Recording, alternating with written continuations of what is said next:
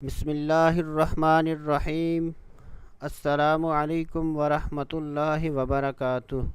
میں ہوں سید عاشق حسین اور آپ دیکھ رہے ہیں اسلامک نالج۔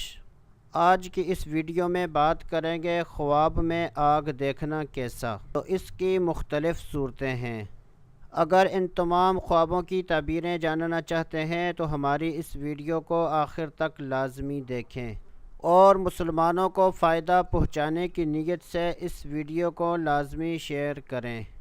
اگر کوئی شخص خواب میں آگ دیکھے تو اس بات کی دلیل ہوگی کہ وہ شخص ایسی عورت کے ساتھ شادی کرے گا جو کہ مالدار ہوگی، اور اس ملک کے اندر بارش ہوگی، بارش کی وجہ سے اس ملک کے اندر خوشحالی پیدا ہوگی۔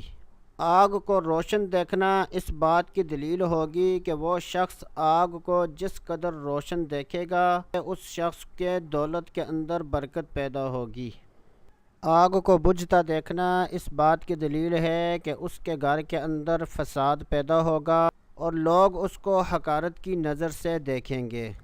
آگ کو اٹھاتے دیکھنا اس بات کی دلیل ہے کہ وہ شخص مال حرام پائے گا اور فضول کاموں میں خرچ کرے گا۔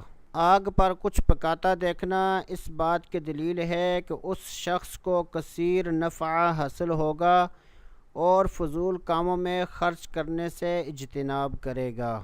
آگ میں کپڑا جلتا دیکھنا اس بات کی دلیل ہے کہ اس کی آنکھوں کو نقصان ہوگا اور اس کے مال کے اندر بھی نقصان ہوگا۔